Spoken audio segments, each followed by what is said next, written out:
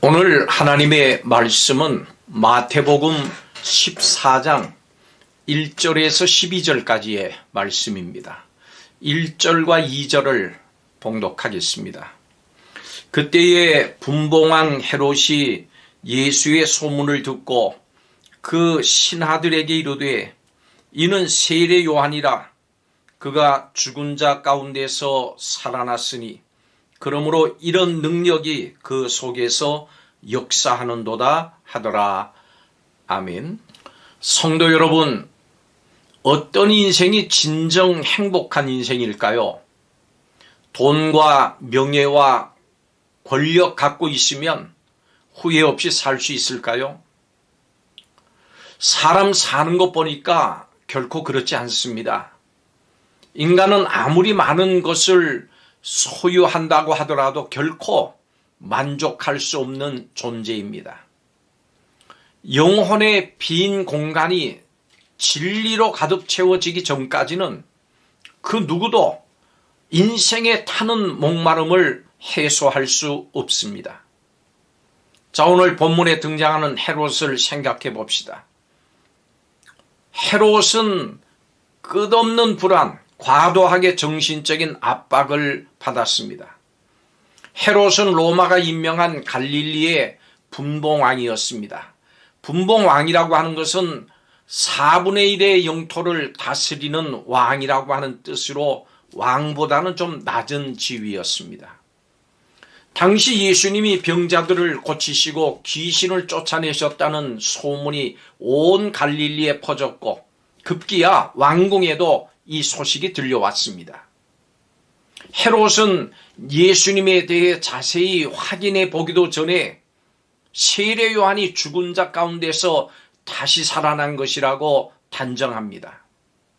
죄 없는 요한을 목 베어 죽인 사실로 인해서 죄책감을 느끼고 괴로워하고 있었기 때문입니다.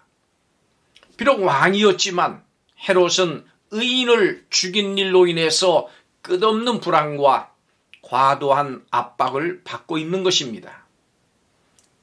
여러분, 지위와 신분은 평안을 주지는 못합니다.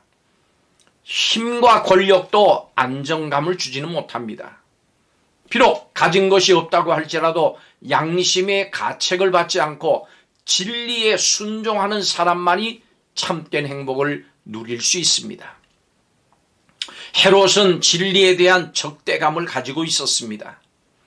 헤롯과는 반대로 하나님 말씀을 전하는 세례 요한은 조금의 두려움도 없었습니다. 갈릴리를 다스리던 헤롯이 그 아내를 버리고 동생이 부인을 취하니까 유대에 있던 요한은 직접 갈릴리로 가서 헤롯을 책망했습니다. 세례 요한은 광야에 외치는 자의 소리였습니다.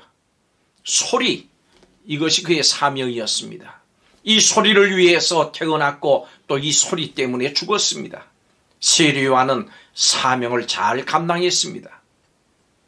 헤롯은 세례 요한에게 우호적인 태도를 갖고 있었습니다마는 자신의 잘못을 지적하자 적대감을 드러내면서 그를 옥에 가뒀습니다. 진리는 중립을 거부합니다. 진리가 선포되면 둘 중에 하나입니다. 순종하든지 거부하든지. 헤롯은 선포된 진리를 받아들여서 회개하고 돌이키려고 하지 않았고 정면으로 대적했습니다. 하나님과 원수되는 길로 접어들었습니다. 말씀을 좋아하고 즐기는 것과 순종하고 헌신하는 것은 전혀 다른 문제입니다. 여러분 기억하십시오. 진리와 욕심은 양립할 수가 없는 것입니다. 헤롯의 허풍과 교만의 결과는 패망이었습니다. 인간은 누구나 실제 모습보다 자신을 더 대단한 존재로 포장하려고 하는 경향이 있습니다. 헤롯이 맹세로 그에게 무엇이든지 달라는 대로 주겠다고 약속했다고 7절에 말씀합니다. 헤롯은 생일 잔치에서 헤로디아의 딸 살로모의 춤에 매료됐습니다. 모든 요구를 다 들어주겠다. 심지어 나라의 반이라도 주겠다고 호언장담을 했습니다. 아마도 많은 사람들로부터 이 사람 통이 참 크다, 화끈하다, 이런 칭찬을 듣고 싶었을는지도 모릅니다. 요한을 죽일 기회만 엿보고 있던 헤로디아와 살로메는 지체 없이 세례 요한의 머리를 요구합니다. 헤롯은 번민하면서도 어쩔 수 없이 세례 요한의 목을 뱄습니다. 이 일로 헤롯은 자기가 원하지 않는 일을 마지못해서 하게 됐습니다. 8절에 그렇게 말씀합니다. 헤롯이 범한 실수는 과시와 허세에 있었습니다. 하나님이 아닌 이상 무엇이든지 달라는 대로 줄 능력은 누구에게도 없습니다. 그런데 이 헤롯은 자신의 권력을 과장해서 하나님의 위치에다가 올려놨습니다. 그의 허세의 근저에는 하나님 앞에 신실하지 못한 불충이 깔려있는 것입니다. 교만은 패망의 지름길입니다. 자신을 드러내고자 하면 사탄의 하수인으로 전락하게 됩니다. 그렇지만 자신을 쳐서 복종시키면서 겸손하게 행동할 때 하나님의 거룩한 뜻을 완수할 수 있습니다. 높아지고자 하는 자는 낮아지게 되지만 자신을 낮추는 자는 하나님이 주시는 영광을 얻게 됩니다. 헤롯은 왕궁에, 세례 요한은 빈들에 있었습니다. 헤롯은 권력자였지만 세례 요한은 아무런 힘도 없었습니다. 헤롯은 비참하고 초라한 인생을 맞았습니다만 세례 요한은 영광스럽고 위대한 인생을 살았습니다. 복된 삶은 진리와 함께 사는 것임을 기억하십시오. 진리 편에 쓰십시오. 오해받더라도 예수님 편에 쓰십시오. 교회 편에 쓰십시오. 하나님 말씀 편에 쓰십시오.